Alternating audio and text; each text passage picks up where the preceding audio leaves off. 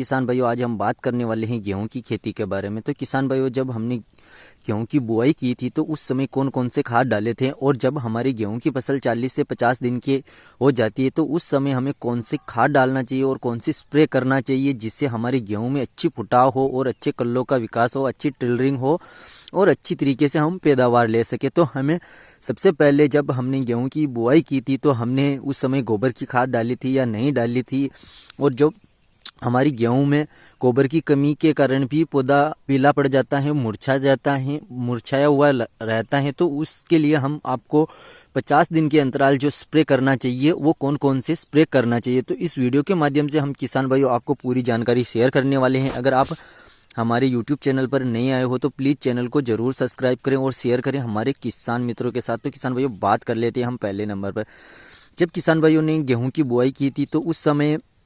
जो पहला पानी दिया जाता है तो उस समय किसान भाई क्या करते हैं, उस समय यूरिया खाद का छिड़काव कर देते हैं। तो आपको यूरिया खाद के साथ कुछ डोज भी, उर्वरक खादों की डोज लेनी चाहिए थी, उस समय किसान भाई नहीं ले पाए थे। तो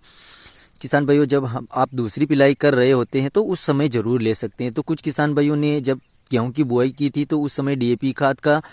यूज किया था, और अब जो पहला पानी किसान भाई लगाने वाले हैं हमारे गेहूँ की फसल में, तो उसके लिए किसान भाइयों आपको पहले पानी के साथ आपको सल्फर जिंक ज़रूर मिला लेना है। जो यूरिया खाद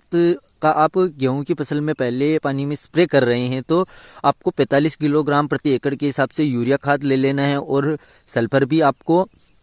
6 से 7 किलोग्राम प्रति एकड़ के हिसाब से आप सल्फर ले सकते हैं। जिंक भी आपको लेनी चाहिए, 6 से 7 किलोग्राम के आसपास आपको जिंक का प्रयोग भी किसान भाइयों कर लेना चाहिए, क्योंकि ये दोनों पोषक तत्व हमारे पौधे को बहुत ही ज़रूरी होता है गेहूं में, क्योंकि यह पौधे की अच्छी तरीके से जड़ों का विकास करते हैं और पौधे में हरापन लाते हैं, और फुटाव भी अच्छे तरीके से होता है, कल्लों की संख्या बढ़ाने में काफ़ी मदद करते हैं। अगर जो पौधे की जड़ें मजबूत नहीं होगी तो पौधा अच्छी तरीके से विकास नहीं कर पाएगा किसान भाइयों। तो आपको इस बात का अवश्य ध्यान रखना है, क्योंकि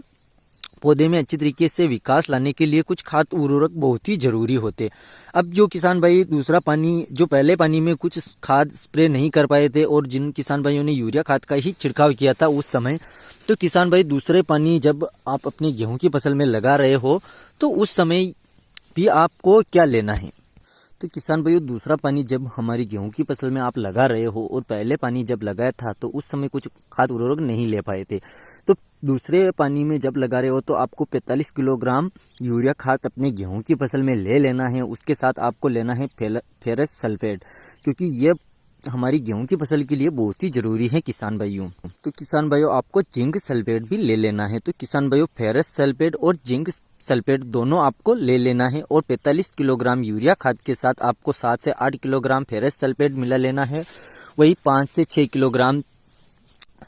सल्फेट मिला लेना है। तो किसान भाइयों, इन दोनों को आप अपनी गेहूं की फसल में अच्छी तरीके से यूरिया खाद में मिलाकर अपनी गेहूं की फसल में आप इसका छिड़काव करते हैं तो किसान भाइयों आपको बहुत ही ज़बरदस्त पैदावार मिलेगी, और जो कल्ले हैं वो भी बहुत ही अच्छी तरीके से चलेंगे, और जो